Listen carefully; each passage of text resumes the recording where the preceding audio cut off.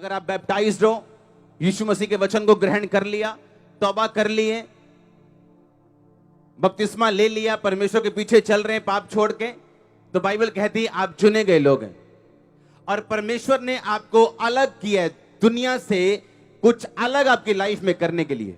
जब मैंने पहला शमूएल पढ़ा तो उसमें लिखा दाऊद अदुल्लाम की गुफा में गया और दाऊद और उसका समस्त पिता का घराना उसके पास आया और लिखा वो 400 लोग थे और दाऊद उनका प्रधान बना।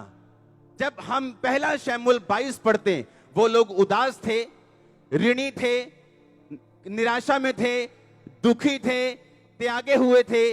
दूसरा शमूएल 23 अगर हम पढ़ते हैं, कुछ साल बाद बाइबल कहती एक एक जना वो शूरवीर बन चुका था और एक एक बंदा 800 बंदों को मारता था जब लड़ाई होती थी। सुनो, तो बाइबल कहती परमेश्वर ने कहा कि जब ऋणी लोग, कर्जाई लोग, निराश लोग, उदास लोग, बीमार लोग जब दाऊद के साथ मिले, कुछ सालों के बाद ना वो उदास थे, ना वो ऋणी थे, ना कर्जाई थे, ना निराशा में थे, ना दुखी थे, पर वो शूरवीर बन चुके थे। और ये प्लान आपके लिए है। सहभागिता का मतलब है इब्रानी यूनानी भाषा में, ग्रीक भाषा में कोइनिया, उसका मतलब है पार्टनरशिप। जैसे हस्बैंड और वाइफ जीते हैं एक होके, वो वर्ड यूज किया गया आपके लिए और मेरे लिए और प्रभु के लिए।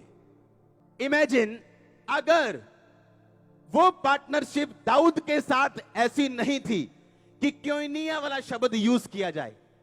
वो एक सिंपल एक साथ था, वो एक सिंपल संगति थी।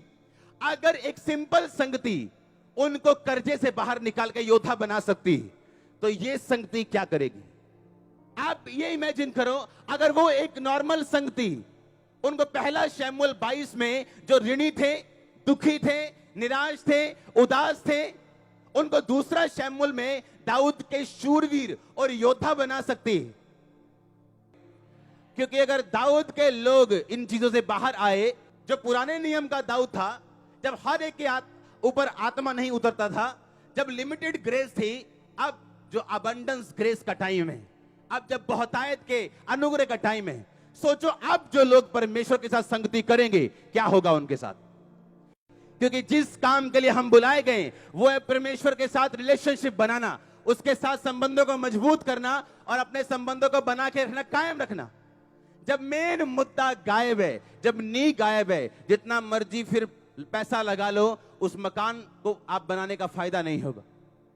वो ढहेगा, आप दुखी होंगे उस बिजनेस के लिए, अब बच्चों के लिए, वाइफ के लिए, हस्बैंड के लिए, भाई के लिए, बहन के लिए, आप दुखी होंगे फिर। और परमेश्वर आपको कहता है दुखी होने की जरूरत नहीं, अपनी नींव ठीक कर, क्योंकि तुम मेरे साथ रिलेशनशिप करने के लिए पहले बुलाया गया, पहले तू मेरे साथ संगति में बुलाया गया, बाकी सब काम बाद में। और जब परमेश्वर के साथ आपकी रिलेशनशिप बनती और स्ट्रांग होती, ये इम्पॉसिबल है आप फेल हो जाएं अपने फाइनेंस में, अपनी फैमिली में, अपनी लाइफ में, सेहत में, किसी भी चीज में। मैंने कहा ये इम्पॉसिबल है आप फेल हो जाएं। हालेलुया।